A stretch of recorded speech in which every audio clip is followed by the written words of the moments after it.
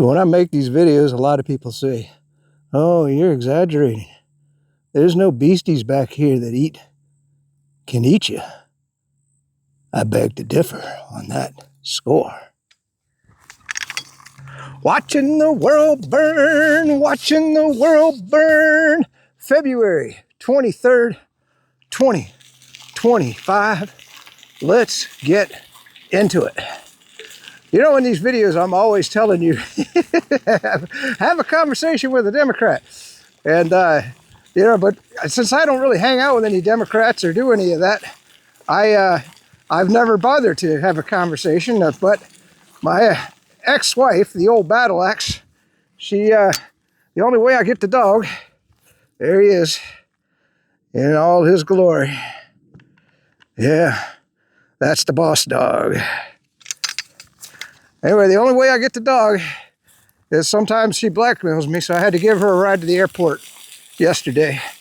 And she's a huge, huge flaming liberal Democrat. And so the first thing, you know, we got into a conversation, and she was proud that she never watches the news, number one, which didn't surprise me.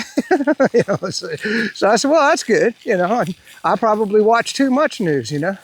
So you know, but then the conversation took a turn, and I don't know how I got onto it when I was talking about, you know, how Biden opened up the border and imported 30 million illegal aliens on purpose. And she denied that. She goes, oh, he didn't do that. What? What do you mean? Oh, he didn't do that. Are you, what world are you living on, man? I understand you don't watch the news, but I think even the legacy media has reported on the illegal alien. They don't call it a crisis, you know. They call them undocumented. Anyway, so she didn't know anything about that. And then, you know, I never thought that the stuff that they're doing with Elon Musk, talking about invading your privacy, would work on anybody. I said, well, you know, but it did. She goes, well, I'm awful concerned about this, what do they call it, the Doge thing, and Elon Musk having access to everybody's private data.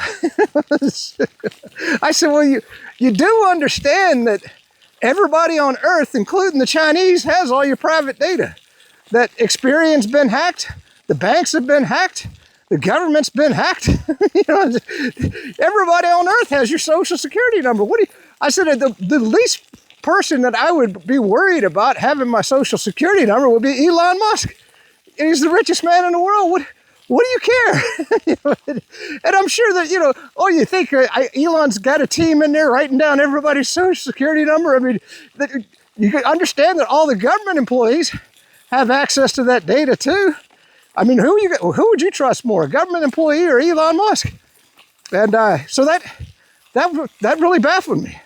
So anyway, I couldn't believe, and the conversation went on from there. I can't even remember some of the things that came out of her mouth. So I understand now why you don't want to talk to a Democrat. Because they're the most easy, and I guess, you know, maybe, because I guess she would be in the meat puppet category of Democrat. You know, I mean, my God. So, you know, so now I understand why you don't want to engage in conversation, because your jaw just hits the floor and you're going to be like, holy shit. So anyway, we're gonna get more video here soon. I got to pull up my notes, and but for now, there's a video on RT. Gosh dang it, I can't remember. It was really important, but I can't remember what it was about. But let's watch that video now, and then we'll get more on the video soon. On Tuesday morning, they came in their droves. South Lebanese villagers finally returning to their homes after 15 long months. For weeks, they have been shot at by Israeli soldiers who refused to leave their land. But finally, in the early hours, as the ceasefire extension came to an end, they started to withdraw. One man waits for his grandson outside Bleeda. I feel like I am burning with the desire to return to my homeland, to this land. There is nothing more precious than a homeland. A homeland is life. It is all we have. For me, Bleeda is my country and my home It is the place where I have spent my entire life. We were able to return with our courage, of course, and with our weapons and strength, thanks to Allah. That is the most important thing. A huge thank you to the resistance for everything they have done for all of us. Cars arrive flying Hezbollah flags while families hold pictures of their loved ones killed during the Israeli bombardment.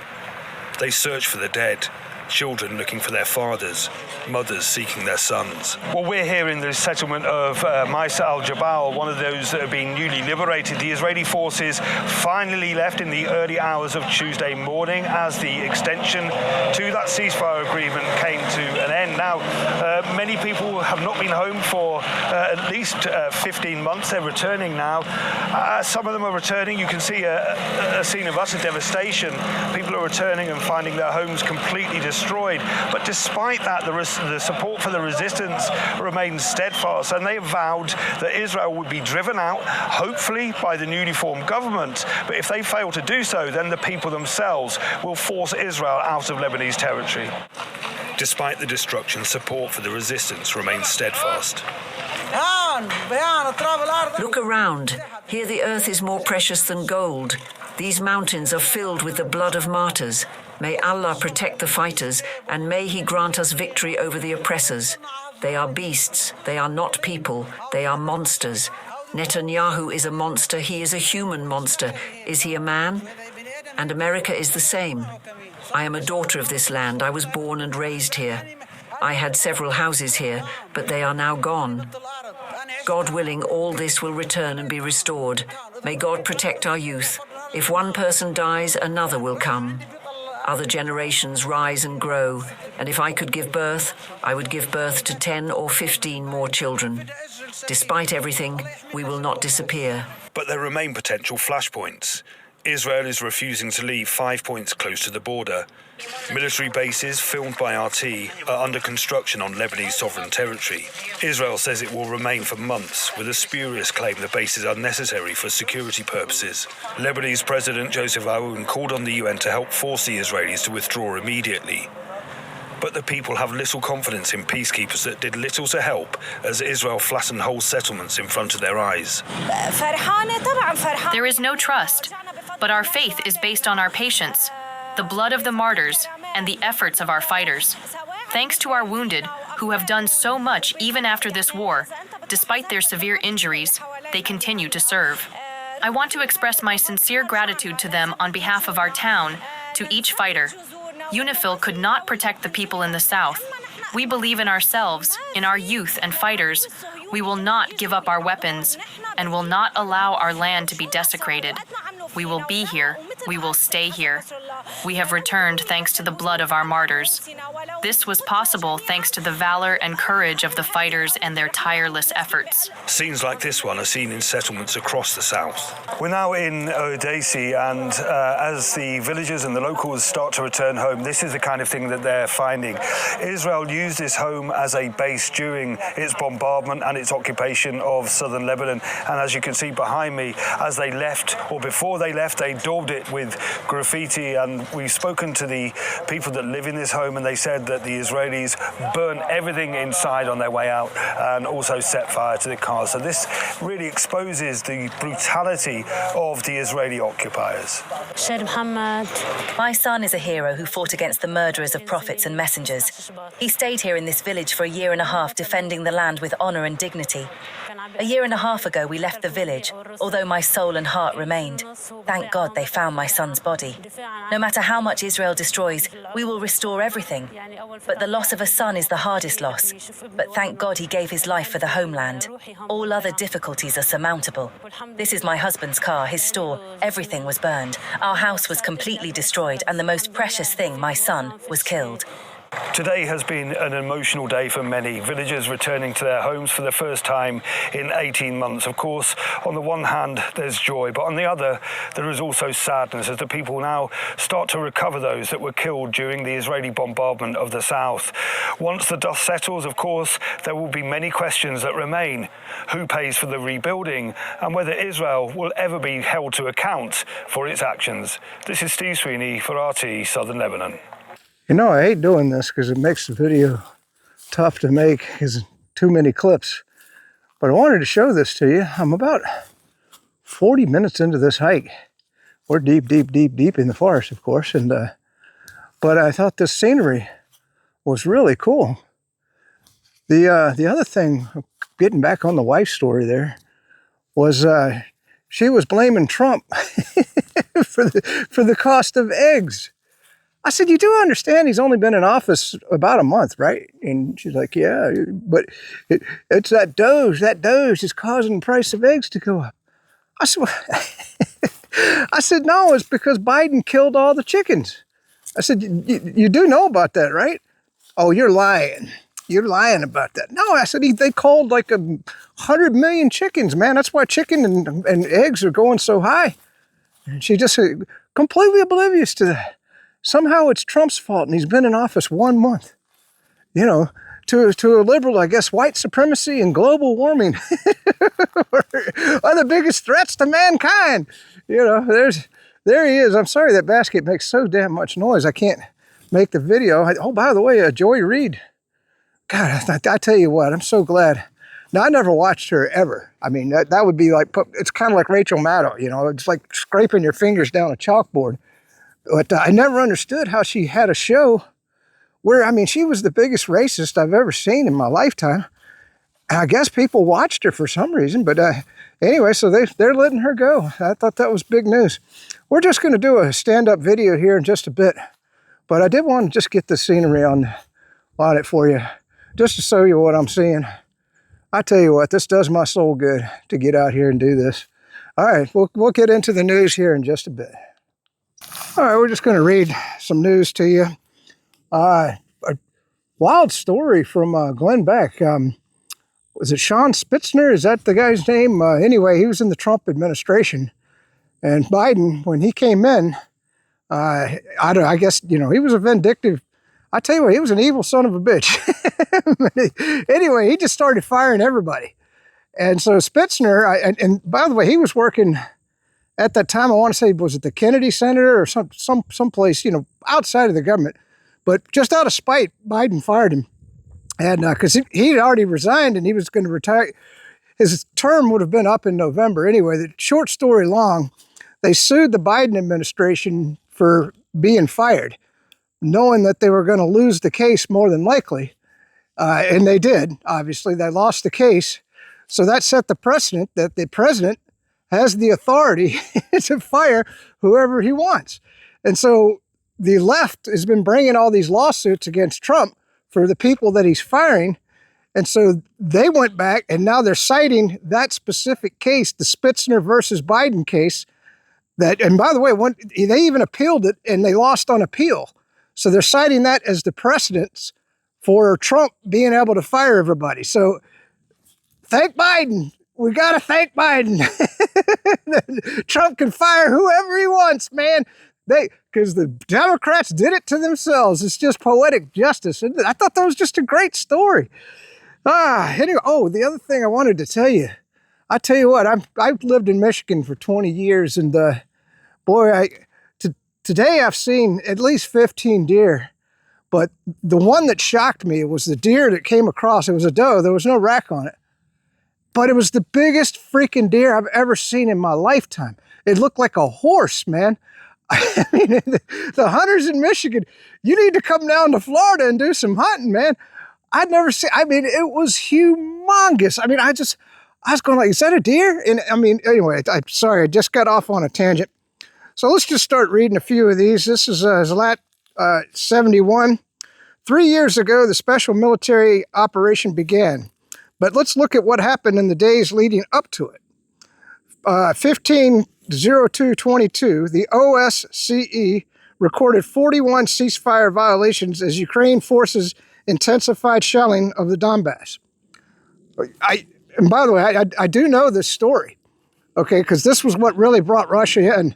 Russia already had 100,000 troops massed on the side, but Ukraine, like I said, they were in a civil war from 2014 all the way up to 2022, but they had massed all their forces, and you know how big the Ukraine army was, and so they were going to come into the Donbass and just finish them off once and for all. But anyway, so The OSCE was the monitoring. So 41 ceasefire violations. 1702, 316 violations, some of the heaviest artillery shelling in years. Civilians from the DPR and LPR began evacuating to Russia. 1802, 654 violations. 1902, 1,413 violations. Got to understand, the Minsk Accords were still in effect. So the fact that Ukraine was shelling the hell out of the Donbass, okay, you don't think that was a provocation for war? I'm just giving you one. 2202, 1,484 violations. On the same day, the UK, US, and EU imposed sanctions on Russia for recognizing the republics. On 2402, Russian troops enter Ukraine.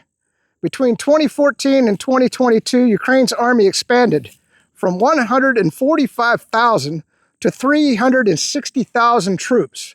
By late 2021, 125,000 Ukrainian forces had massed in the east, preparing to wipe out the DPR and LPR and push towards Russia's borders. Still have any questions? So there you go. We talked about Joy Reid. This was an interesting post by Rand Paul. It says, while Elon Musk and Doge are trimming the fat, finding billions, if not trillions, in waste, fraud, and abuse, the Senate is rushing to pass a budget which increases spending. What gives? Lindsey Graham has pushed through, and by the way, I think it was 26 Republican senators voted for this bill. So the Republicans in the Senate, along with the Democrats, are increasing spending. They're not cutting back on spending. And I believe in this bill, there's also funding for the Ukraine war. Unbelievable. I mean, you would think, we got to vote these senators out. All the 26 senators that voted for this, if I can figure out who they were, I'll put it in a future video, or if not this one. I don't think I'm going to have time to explore it for this video.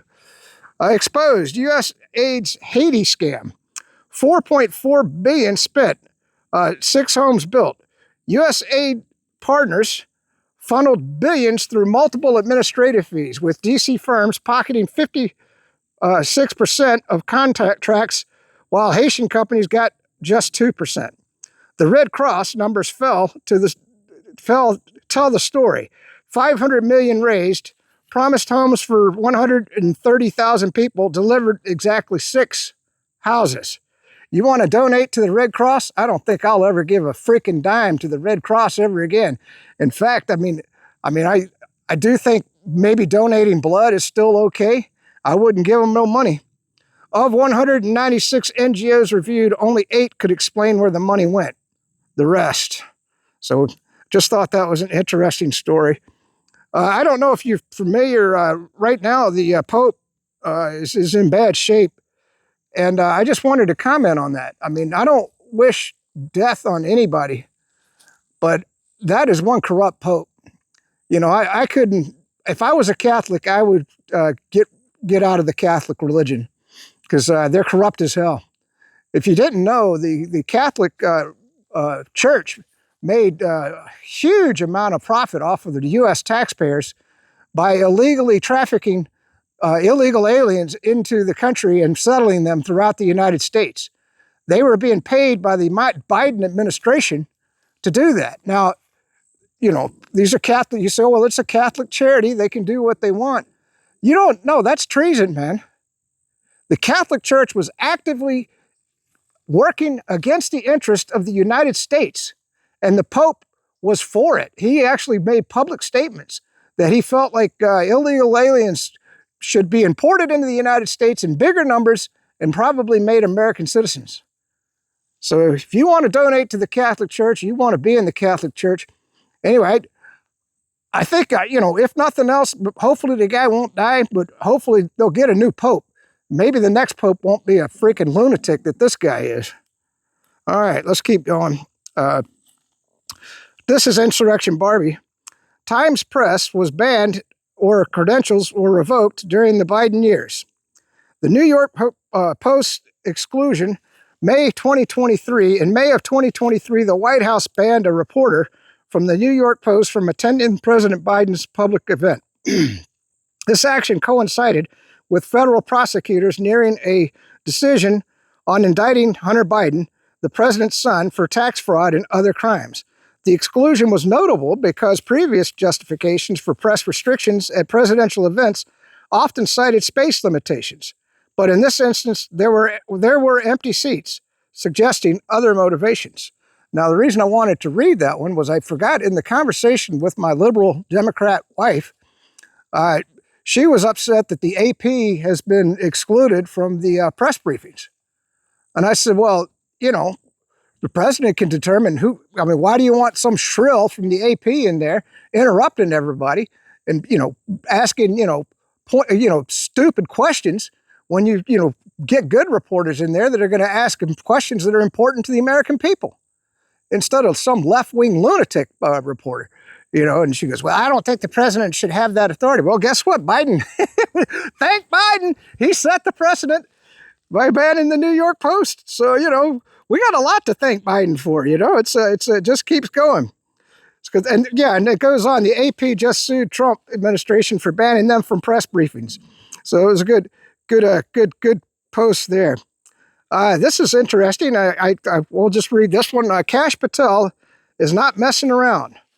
And I don't see this as punishment, but 1,500 FBI agents are being transferred from the Washington, D.C. headquarters to various locations across the nation. I've lived in the D.C. area, and I'm going to tell you what, I wish that a company would have paid for me to move the hell out of that area to anywhere in the country. Well, maybe not San Francisco or New York City. I wouldn't want to go there, but I mean, the way they are right now, San Francisco used to be a beautiful city before the Democrats destroyed it. Same with New York City. But so anyway, pretty much anywhere in the country, I would rather live than in Washington, D.C. So, and plus he wants the agents out doing field work, tracking down criminals instead of just, in Washington, D.C., hanging out at the Starbucks or going out to eat and, doing whatever.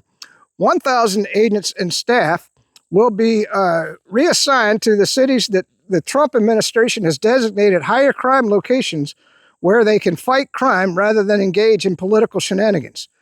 Yeah, most of the FBI's time during the Biden administration was spent on the January 6th. And by the way, there's another thing that upset my liberal wife is Trump's pardon of the January 6th political prisoners. Man, I tell you, that was one of the greatest things that Trump has done. Most of those people just walked into the Capitol and they were invited in by the Capitol Police.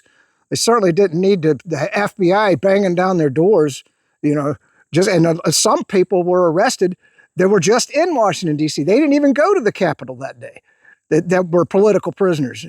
Anyway, but she didn't understand that. So, and then another 500 staff will be reassigned to Huntsville, Alabama. And a liberal pointed out that was really bad that he moved them to Huntsville. And I've been to Huntsville, Alabama. That's a nice town.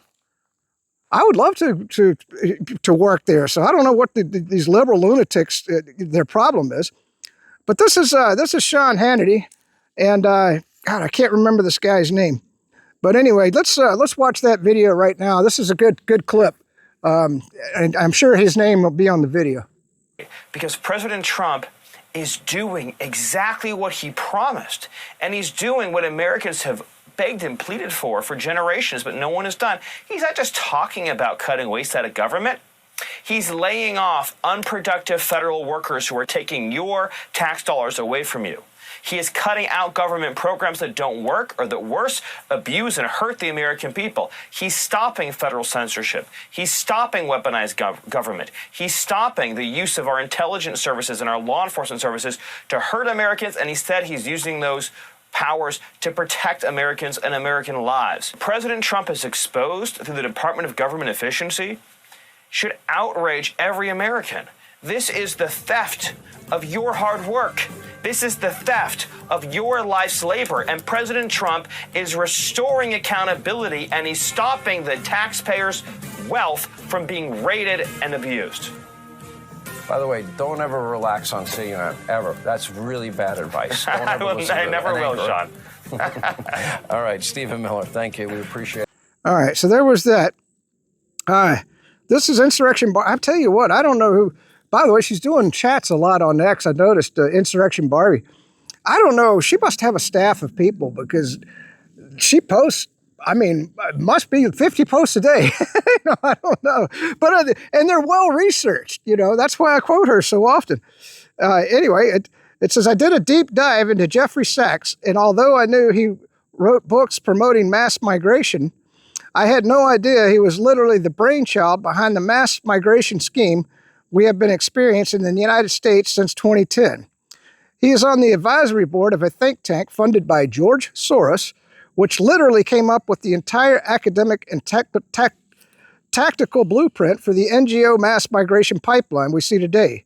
He then took the blueprint and implemented it at the UN and Catholic charities. Hey, what did I tell you? So why is anyone promoting this guy? Was Norm Eisen and George Soros himself not available? That was a good post. This is Syrian Girl. I don't know if you ever watch a bunch of different YouTube videos. Occasionally, she would be a guest on some of the shows, and she's always got some good points. And and I wanted to read this because of what's developing in the Middle East right now. If a genocide didn't convince you to oppose Israel, then I don't want to convince you. I don't want you on my side. Stand over there with the criminals where you belong forever. The wheat has been separated from the chaff. We will not forgive. Now, the reason I read that is right now, Israel is massing forces to go back into Gaza. So it looks like the ceasefire is going to be over here shortly. So, and by the way, that the other thing I wanted to point out was that story. Israel said that two of the dead babies that they got back had been beaten to death. Now, supposedly, there's a video. If I can find it, I'll put it up either in this video or a future video of the father holding those dead babies, the father holding those dead babies because the Israelis killed them in a bombing strike. Okay, and that's captured supposedly on video. I haven't seen the video. I haven't been able to find it, and I have no way to verify that. But if I can, that'd be an interesting twist. That'll 100% show you that the Israelis lie about a lot of stuff. And they've been caught in a few of the lies. It's just the American people don't know about it. One of the few benefits of Elon Musk giving me a blue check without me asking for it is that I can post videos of any length.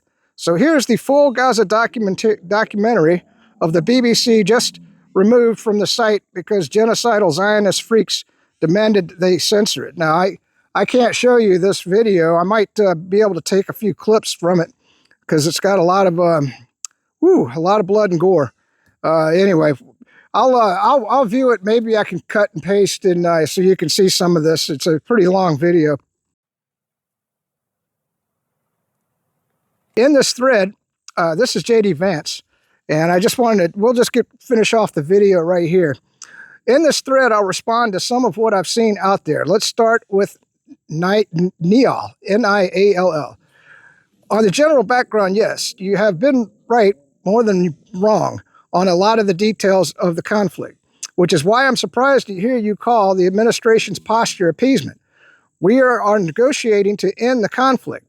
It is appeasement only if you think the Ukrainians have a credible pathway to victory. They don't, so it's not. As far as I can tell, accusations of appeasement hinge on few arguments, not all of them from Niall, to be clear. The first is a criticism that we're even talking to the Russians. Well, the president believes to conduct diplomacy, you actually have to speak to people. Imagine that. This used to be called statesmanship. Second, the idea, based often on fake media reports, that we've given the Russians everything they want. Third, that if we just passed another aid package, Ukraine would roll all the way to Moscow, raise Navalny from the dead, and install a democratic and free leader to Russia. I exaggerate, but only a little. All these arguments are probably demonstrably false. And I wanted to read that because the scuttlebutt is that the beginnings of a peace plan have been worked out. And I don't believe this, but there were people saying on the radio that we could have peace as early as the next couple of weeks in Ukraine. I believe that when I see it. I don't think so. I don't think. Well, I mean, we'll see. But you can see that at least we are talking to the Russians. And what was it? The representative, or it might be the ambassador. He's already talked to Putin. He's had a big sit down with Putin. So anyway, that post goes on a long ways. Let's see if we got one more good one in here before to wrap up the video here. This is a good one. This is Alex Jones. I want to put this clip in here. Actually, no. Let's get the FBI. Kash Patel tells the deep state there will be accountability and a powerful speech at the swearing-in ceremony. This is a good speech by Kash Patel. Let's watch that.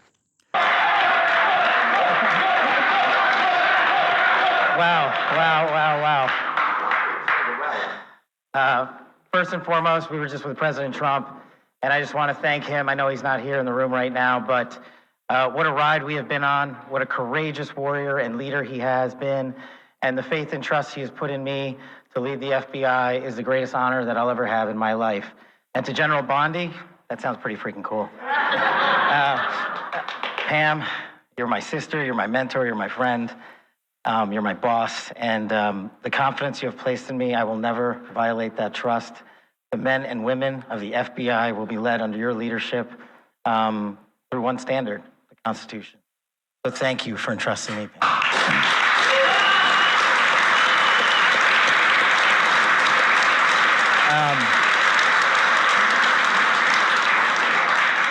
Oh man, this is effing crazy. So obviously, you don't get here alone. This is effing I'm here crazy. Because of God. I'm here because of my family, and I'm here because of my friends. And you're literally in this room because you made it happen. My sister, Nisha, and my nephew, Aryan, flew in from London just to be here. My beautiful girlfriend, Alexis, is here. Yes, I agree. My aunts and uncles are here. They've come from all over the country. I am living the American dream. And anyone that thinks the American dream is dead, just look right here. You're talking to a first-generation Indian kid who's about to lead the law enforcement community, the greatest nation on God's green earth. That can't happen anywhere else.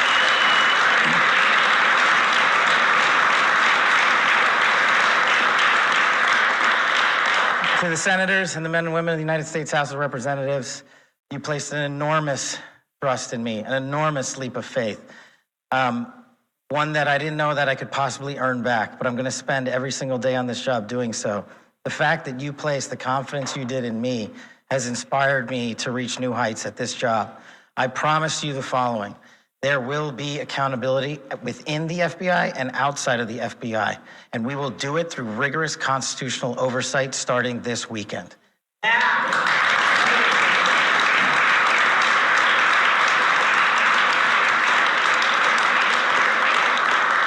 This is great. We all used to live in the same freaking house. Yeah, I don't have any prepared remarks. I wish I could go around the room and, tell the story about how each and every one of you have magically touched my life to put me in this position. What a roller coaster ride it has been. I do know this. We are in this room together because you guys have a love of country that is truly inspirational, and it bleeds out everywhere we go. And if you look around this room, you see civil servants, you see warriors, you see attorneys, you see great husbands and fathers and mothers and wives. And we're fighting for the same thing, our future, our children, this guy. And there is no greater mission. I wish I had more words to thank every single one of you, but every time I look at every single one of you, you guys know the stories you can't tell. More importantly, the ones you can. This is, Pam and I were just talking in the back, and we were like, do you believe this? We were on the campaign trail together. We were attorneys in the first administration together. Now we're here. She's the Attorney General. I'm the director of the FBI. This is insane. And I don't really fully believe it yet. I hope to. But I'm just not here without you guys. And look, I know the media's in here. And if you have a target, that target's right here. It's not the men and women at the FBI. You've written everything you possibly can about me that's fake, malicious, slanderous, and defamatory. Keep it coming, bring it on. But leave the men and women of the FBI out of it. They deserve better.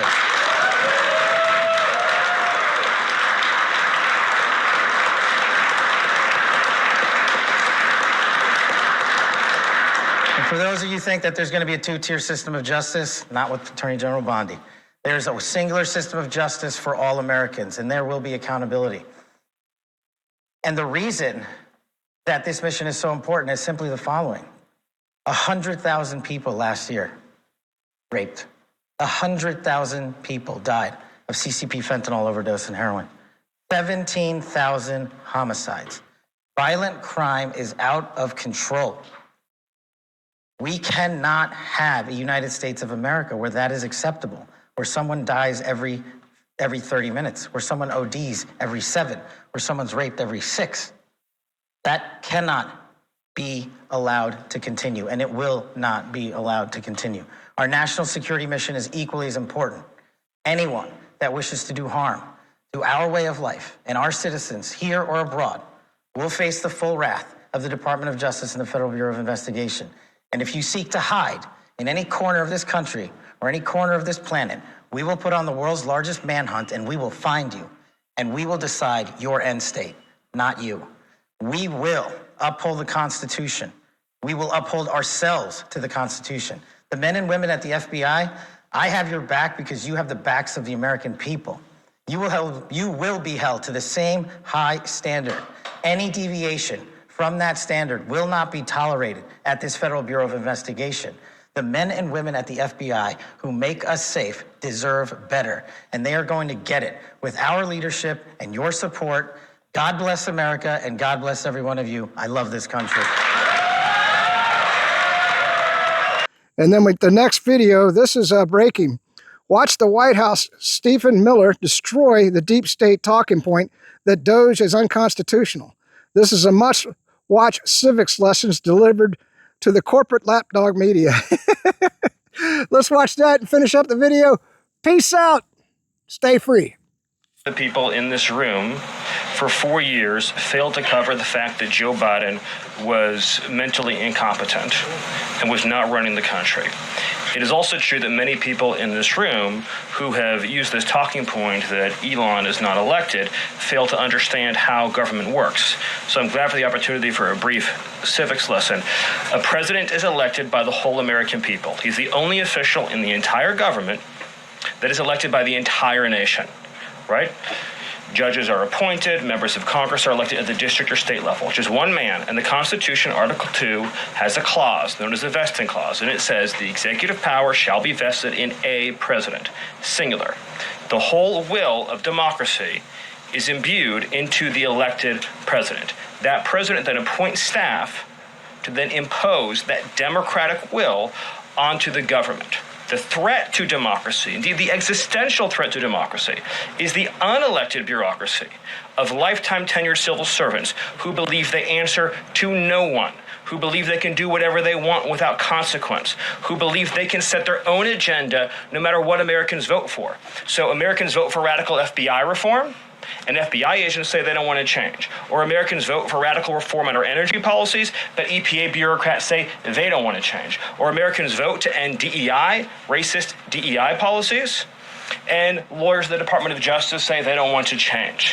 What President Trump is doing is he is removing federal bureaucrats who are defying democracy by failing to implement his lawful orders, which are the will of the whole American